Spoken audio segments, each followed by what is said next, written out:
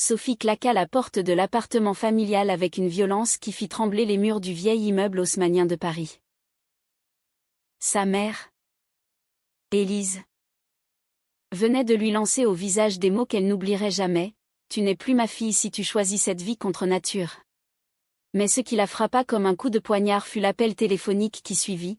L'hôpital l'informait que sa petite amie, Camille, avait tenté de se suicider après avoir appris le rejet familial.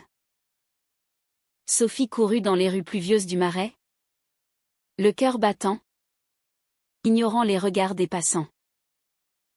Comment en était-elle arrivée là? Tout avait commencé innocemment, lors d'une soirée étudiante à la Sorbonne, où Sophie, alors âgée de 22 ans, avait croisé le regard de Camille. Camille, avec ses cheveux blonds courts et son sourire timide, étudiait la littérature et venait d'une petite ville de Provence. Sophie, brune aux yeux verts, poursuivait un master en psychologie. Élevée dans une famille bourgeoise conservatrice où les traditions catholiques pesaient lourd. Leur amitié s'était transformée en amour au fil des mois. Un amour discret mais intense. Elles se retrouvaient dans des cafés cachés, échangeaient des regards complices en cours, et passaient des nuits entières à discuter de leurs rêves.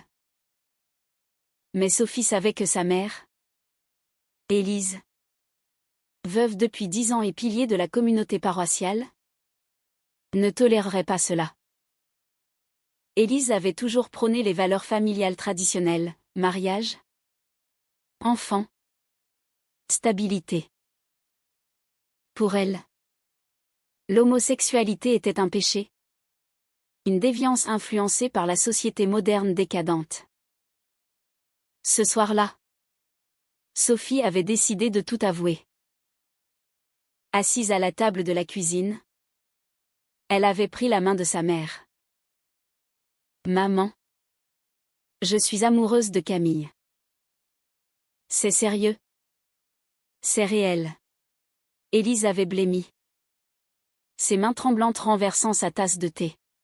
« Quoi? Tu plaisantes? C'est impossible. Tu as été élevée mieux que ça. » Les mots avaient fusé. Accusateurs. Blessants. Élise avait évoqué le déshonneur, la honte devant les voisins, la famille élargie. Ton père, Dieu ait son âme, se retournerait dans sa tombe. Sophie avait tenté de raisonner, expliquant que l'amour n'avait pas de genre, que Camille la rendait heureuse. Mais Élise s'était levée, furieuse. « Sors d'ici. Je ne veux plus te voir tant que tu n'auras pas renoncé à cette folie. » Sophie avait obéi, les larmes aux yeux, sans savoir que Camille, qui attendait un appel pour confirmation, avait overheard d'une partie de la conversation via un message vocal accidentel. À l'hôpital Cochin, Sophie trouva Camille dans une chambre blanche, branchée à des machines. Les médecins expliquèrent qu'elle avait avalé des pilules, mais qu'elle s'en sortirait. Camille ouvrit les yeux, faible.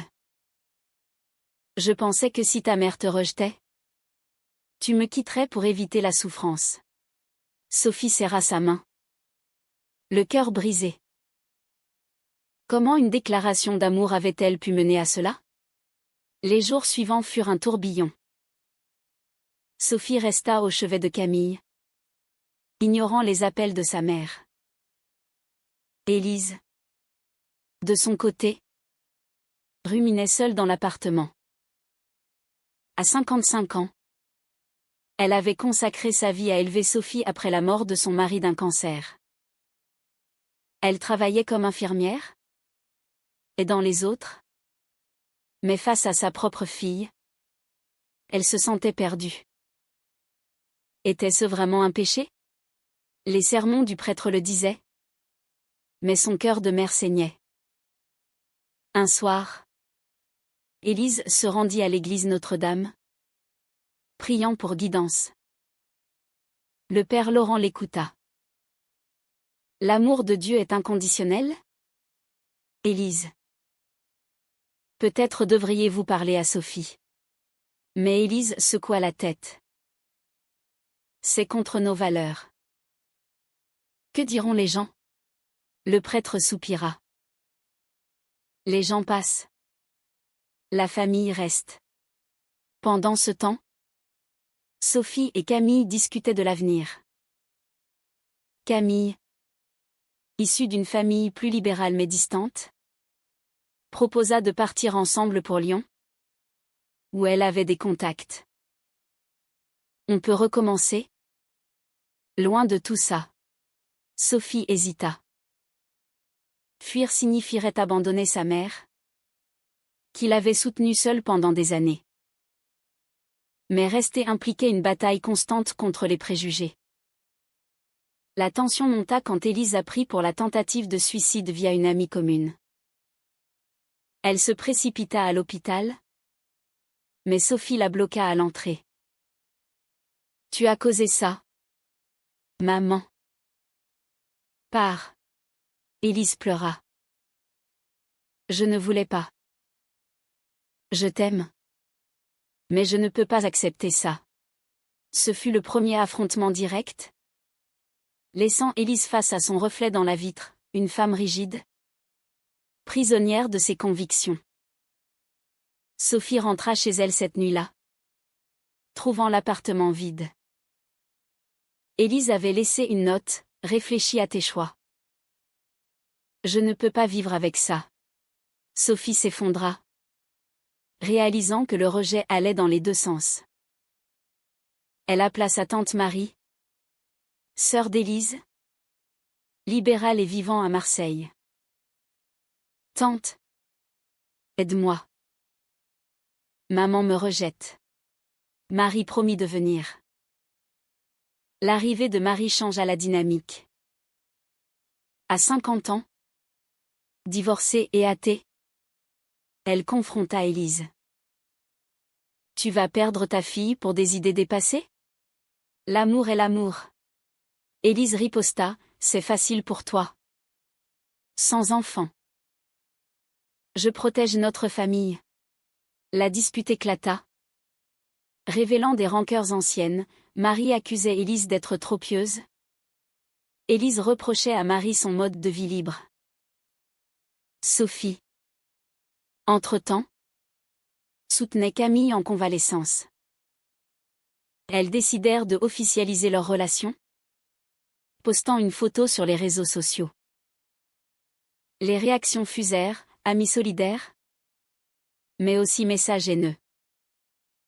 Un collègue de Sophie à l'université l'a mis en garde: attention, ça pourrait affecter ta carrière en psychologie infantile. La pression sociale s'intensifia. Élise reçut des appels de la paroisse, questionnant le comportement de Sophie. Humiliée, elle envisagea de déménager. Mais au fond, elle doutait. Était-ce vraiment mal? Elle lut des articles sur l'homosexualité, consulta un thérapeute en secret. Le thérapeute posa: « Qu'est-ce qui vous fait le plus peur, perdre Sophie ou affronter le jugement ?» Sophie, de son côté, luttait avec sa colère. Elle écrivit une lettre à Élise: « Maman, ton rejet me tue à petit feu. Camille est ma vie maintenant. » Mais elle ne l'envoya pas.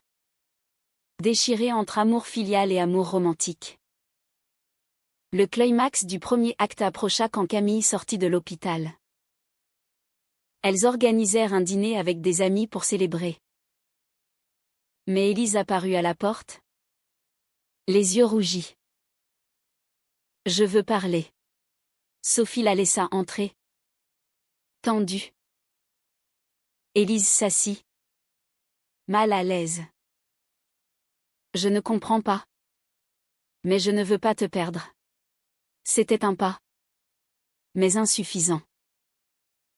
Camille intervint: « Madame, nous n'avons pas choisi ça. C'est qui nous sommes. La soirée se termina en larmes. Élise partant sans résolution. Sophie se demanda si le fossé pouvait être comblé. Les semaines suivantes furent marquées par une guerre froide. Sophie emménagea temporairement chez Camille. Dans un petit studio du quartier latin. L'appartement était exigu, mais empli d'amour. Elles cuisinaient ensemble, lisaient des poèmes de Sappho et planifiaient un voyage en Bretagne pour s'échapper. Pourtant, l'ombre d'Élise planait. Sophie recevait des messages sporadiques, « Reviens à la maison quand tu auras changé d'avis ». Élise, seule, affrontait ses démons. Au travail, à l'hôpital Bichat, elle soignait des patients de tous horizons, y compris des couples homosexuels. Une patiente, une femme d'une quarantaine d'années, lui confia son histoire, rejetée par sa famille. Elle avait sombré dans la dépression. Mais j'ai survécu. Et maintenant je suis heureuse. Élise écouta. Touchée. Était-ce un signe? Marie revint à Paris pour médier. Elle organisa une rencontre dans un parc. Le Luxembourg. Assises sur un banc, les trois femmes parlèrent. Marie commença, Élise. Souviens-toi de notre enfance. Papa était strict. Mais l'amour primait. Élise admit, j'ai peur pour Sophie. La société est cruelle. Sophie répliqua, la société change. Maman. C'est toi qui me fais mal maintenant. La discussion tourna au vinaigre quand Élise évoqua la religion. Dieu dit que c'est un péché.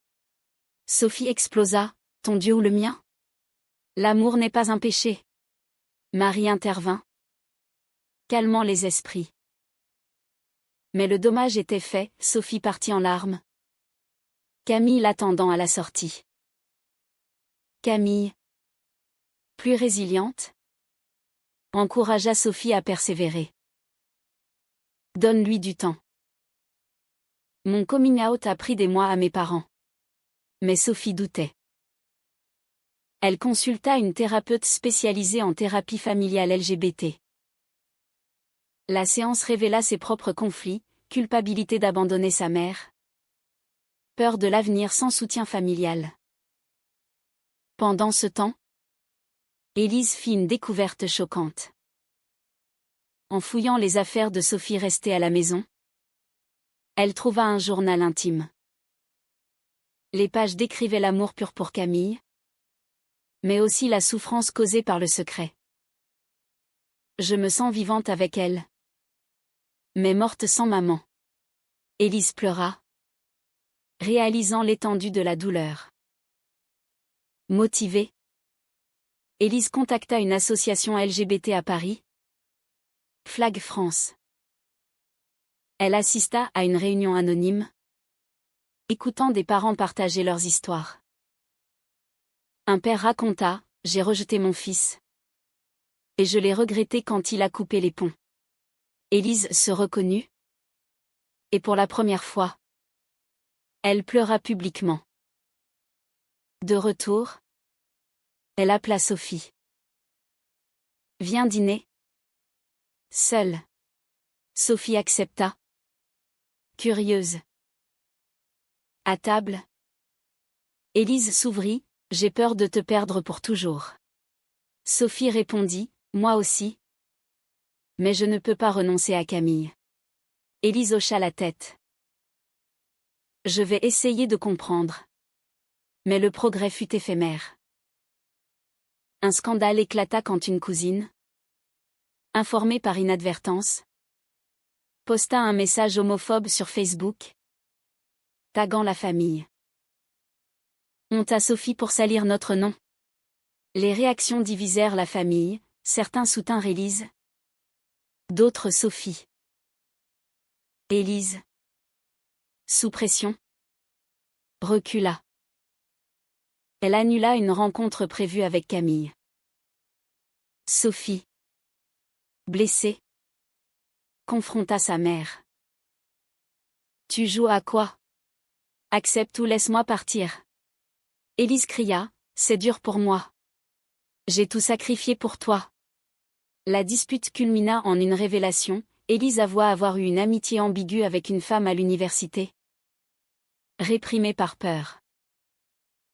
J'ai choisi la sécurité. Toi, tu choisis le chaos?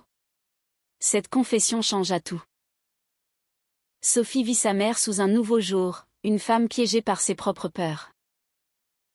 Elles passèrent la nuit à parler, pleurant sur les occasions manquées. Camille, exclue, se sentit trahie. Tu passes plus de temps avec elle qu'avec moi. Sophie rassura, c'est pour nous. Mais la jalousie s'installa. Camille contacta une ex pour du soutien, ce qui alimenta les doutes. La tension sociale s'aggrava. À l'université, Sophie fut victime de harcèlement subtil, notes baissées, rumeurs. Elle envisagea d'abandonner ses études. Camille, de son côté, perdit un stage en édition à cause de leur relation publique. Élise, influencée par les réunions PFLAG, décida d'agir. Elle invita Camille à un thé. Maladroite, elle posa des questions. Qu'est-ce qui t'attire chez ma fille? Camille répondit honnêtement, son cœur, sa force. Élise écouta, touchée. Mais un coup de théâtre survint, la cousine homophobe organisa une intervention familiale. Réunie chez Élise, oncle et tante pressèrent Sophie de guérir. Sophie refusa. Défendue par Marie. Élise, déchirée, resta silencieuse au début.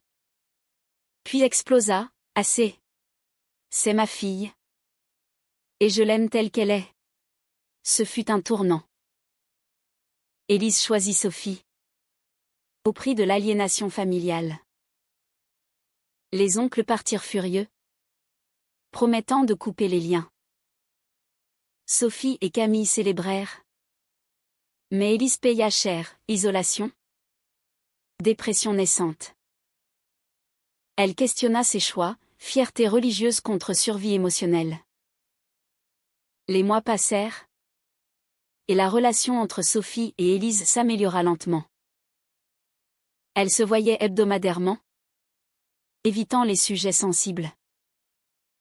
Élise lisait des livres sur l'homosexualité, assistant à plus de réunions. Elle rencontra d'autres parents, trouvant du réconfort. Sophie et Camille, stables, planifiaient leur vie. Elles trouvèrent un appartement plus grand à Montmartre. Et Camille décrocha un job en librairie. Sophie termina son master, spécialisant en thérapie pour jeunes LGBT. Mais les conflits internes persistaient.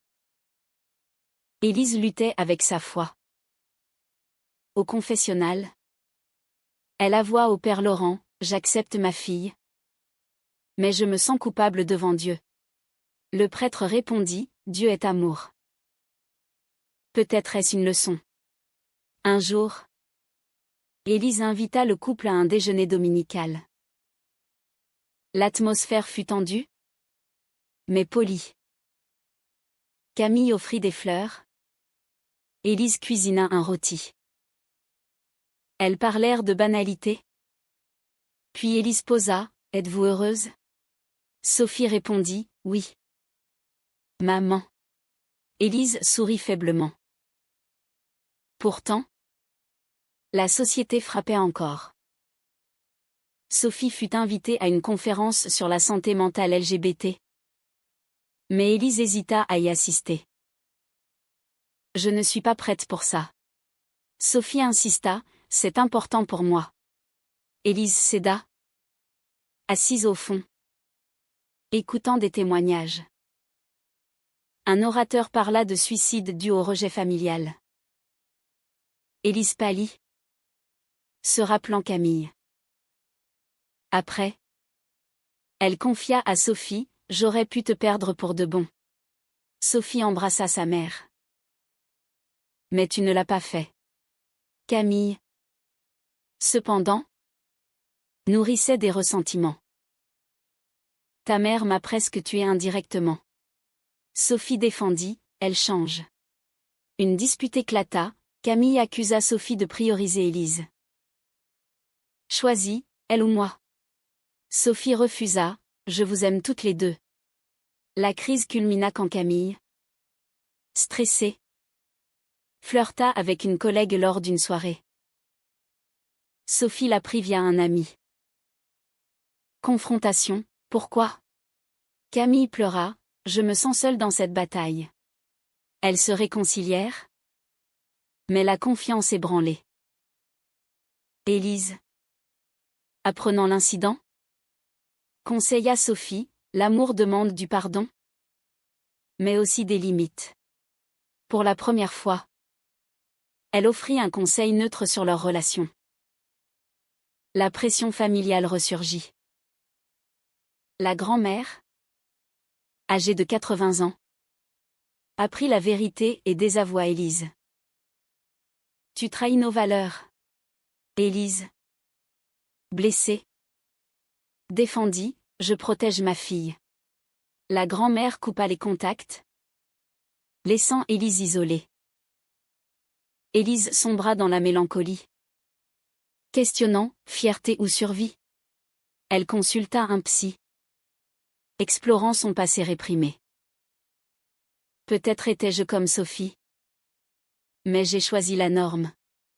Un événement dramatique accéléra les choses, Camille fut agressée verbalement dans la rue. Traitée de « déviée ». Sophie, furieuse, posta un témoignage en ligne, attirant médias. Un journal local interviewa le couple. Élise lut l'article, horrifiée par la haine. Motivée, Élise contacta le journal pour une réponse, « En tant que mère, j'ai appris que l'amour transcende tout. » Publiée, elle reçut menaces et soutien. La famille se divisa davantage. Un oncle appela Élise, « Tu détruis notre réputation. » Elle riposta, « La réputation sans amour n'est rien. » Sophie et Camille, touchées, invitèrent Élise à une marche des fiertés. Élise refusa d'abord, trop publique. Mais après réflexion, elle accepta, marchant aux côtés de sa fille, tenant un drapeau arc-en-ciel timidement. Ce fut libérateur, mais coûteux. Élise perdit des amis de la paroisse. Le prêtre la soutint, « Vous êtes courageuse. » Les conflits internes de Sophie émergèrent, elle se sentait coupable d'avoir forcé le changement. En thérapie, elle admit, « J'ai imposé mon monde à maman. » Camille, de son côté, luttait avec son trauma. Elle rejoignit un groupe de soutien, partageant sa tentative de suicide. Le rejet familial tue. La haute tension arriva quand Élise fut hospitalisée pour épuisement. Sophie veilla, réalisant le prix payé par sa mère. « Maman, tu n'avais pas à tout sacrifier. » Élise murmura, « Pour toi. » Si. Camille visita, offrant une trêve. « Merci d'essayer. » Élise serra sa main, « Prends soin d'elle. » La sortie d'hôpital marqua un nouveau départ. Élise proposa, « Vivons au jour le jour. » Mais les cicatrices restaient. L'année suivante apporta des défis imprévus. Sophie décrocha un poste de psychologue dans une clinique LGBT à Paris. Son travail l'exposait à des histoires similaires, jeunes rejetés, familles déchirées. Cela renforça sa détermination, mais raviva ses blessures. Camille publia un recueil de poèmes inspirés de leur histoire, acclamé dans les cercles littéraires. Mais une critique négative l'accusa de propagande. Camille douta, vaut-il la peine de s'exposer? Élise, retraitée anticipée pour santé, se tourna vers le bénévolat dans une association LGBT. Elle aidait des parents comme elle, trouvant un sens. J'ai transformé ma douleur en aide. Pourtant, les motins haussés persistaient. Élise confia à Sophie, je prie encore pour que tu changes. Mais je respecte ton choix. Sophie soupira, c'est contradictoire. Élise admit, la foi est compliquée.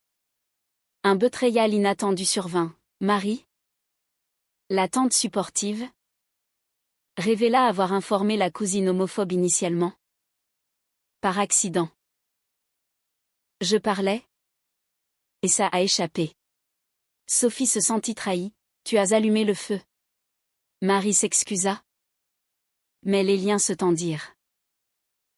Camille, protectrice, conseilla Sophie, couple est toxique. Même famille. Sophie hésita, Marie m'a aidée. La société évoluait, mariage pour tous renforcé. Mais préjugés ruraux persistaient. Lors d'un voyage en Provence chez les parents de Camille, ils furent accueillants, contrastant avec Élise. Camille confia, mes parents ont accepté vite. Sophie envia, chanceuse. De retour, Élise organisa une fête d'anniversaire pour Sophie, invitant Camille.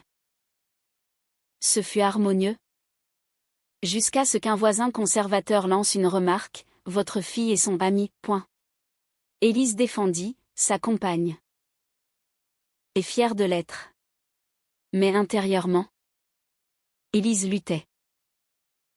Elle rencontra son ancienne amie universitaire, maintenant openly lesbienne.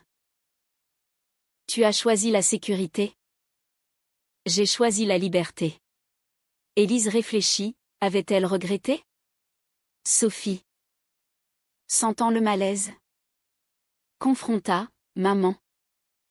Es-tu heureuse? Élise mentit, oui. Mais la vérité éclata lors d'une crise, Élise avoua envisager de rejoindre une communauté religieuse stricte. Pour expier. Sophie paniqua, tu m'abandonnes? Élise pleura, non. Je cherche la paix. Camille intervint, organisant une thérapie familiale. Le thérapeute posa, quel sacrifice êtes-vous prête à faire? Les sessions révélèrent des vérités, Sophie admit sa peur de l'abandon. Camille sa jalousie. Élise sa culpabilité réprimée. Un point de rupture, Camille proposa à Sophie de se marier. Sophie accepta. Excitée. Elles l'annoncèrent à Élise, qui pâlit. Mariage? C'est sacré. Sophie insista, pour nous aussi. Élise accepta d'assister. Mais à contre-cœur. La préparation fut tendue, choix de robe. Invitation. La famille boycotta, isolant Élise davantage. Le jour du mariage, à la mairie du 4e arrondissement, Élise arriva. Élégante. Elle pleura pendant les vœux. Mélange de joie et de deuil. Je t'aime. Ma fille. Sophie embrassa, merci. Maman. Mais post-mariage. Élise s'effondra émotionnellement. Hospitalisée pour dépression. Elle confia, j'ai tout perdu pour toi. Sophie culpabilisa, avait-elle poussé trop loin? Camille soutint, elle a choisi. Mais Sophie douta, fierté ou survie pour qui? La guérison fut lente. Élise sortit. Aidée par thérapie. Elle rejoignit un groupe interreligieux tolérant, réconciliant foi et acceptation. Sophie et Camille, mariées, envisageaient l'adoption. Mais les lois françaises compliquaient pour couples homosexuels. Un dernier conflit, une manifestation anti-LGBT éclata à Paris. Élise, choquée, rejoignit une contre-manifestation avec Sophie. Affrontement avec manifestants, insultes, jet d'objets. Élise fut blessée légèrement, protégeant Sophie. À l'hôpital, Élise dit « Je choisirai encore la survie avec toi ». Sophie pleura, moi aussi. Les années consolidèrent les liens, mais les cicatrices marquaient. Sophie et Camille adoptèrent une petite fille, Léa, via une procédure ardue. Élise devint grand-mère aimante, gâtant Léa avec des histoires françaises traditionnelles, adaptées. Pourtant, les débats internes persistaient. Élise questionnait toujours, ai-je trahi ma foi? Elle écrivit un journal, explorant ses doutes. Sophie, dans sa pratique, aidait d'autres familles, inspirées par son parcours. Camille publia un roman autobiographique, Rejet et Renaissance, best-seller, suscitant débat. La société progressait, plus d'acceptation, mais poche de résistance. Lors d'une interview télé, Sophie parla, le rejet familial est une violence silencieuse. Élise regarda, fière mais tourmentée. Un ultime affrontement surgit quand la grand-mère, mourante, appela Élise. Reviens à nos valeurs. Élise refusa, mes valeurs incluent l'amour inconditionnel. La grand-mère décéda sans réconciliation, laissant Élise en deuil solitaire. Sophie consola, tu as choisi le bien. Élise répondit, mais à quel prix? Amis perdus. Famille brisée. Camille, empathique, organisa un voyage familial en Normandie. Plage venteuse. Discussion profonde. Léa jouait, ignorant les tempêtes passées. Là, Élise s'ouvrit pleinement, j'avais une amie. Comme Camille pour toi. J'ai fui par peur. Sophie comprit, tu as sacrifié ton bonheur pour la norme. Élise hocha, et toi? Tu as lutté pour le tien. Le retour marqua une paix fragile. Élise s'impliqua plus, babysittant Léa, assistant à des événements LGBT. Mais une trahison finale ébranla, un ancien ami d'Élise publia des lettres privées, révélant ses doutes initiaux. Scandale médiatique, mère accepteuse ou hypocrite? Élise fut harcelée, perdant son bénévolat. Sophie défendit publiquement, le changement prend du temps. Ma mère est un exemple de courage. Camille ajouta, le pardon guérit. Élise, brisée, envisagea le suicide, mais appela Sophie à temps. Hospitalisée, elle confronta, ai-je bien fait? La famille unie aida à la guérison. Thérapie collective renforça les liens. Des années plus tard, Léa grandit. Questionnant, pourquoi mamie a pleuré au début? Sophie expliqua, l'amour vainc les peurs.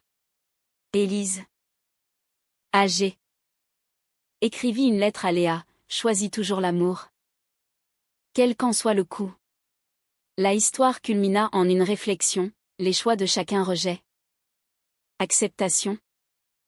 Pardon façonnèrent leur vie. Mais était-ce juste? Le rejet initial d'Élise était-il inexcusable? Ou son évolution rédemptrice suffit-elle à absoudre les dommages causés?